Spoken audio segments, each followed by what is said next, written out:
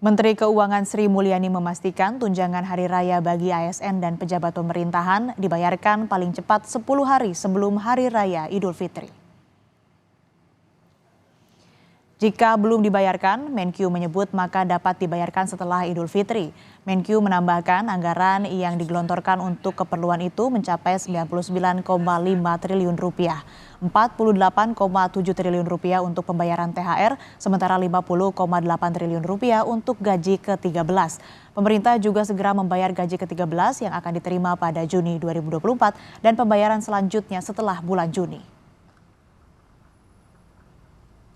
Cepat.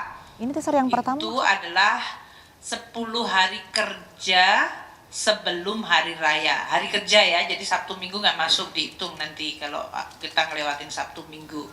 Jadi 10 hari kerja sebelum hari raya Idul Fitri.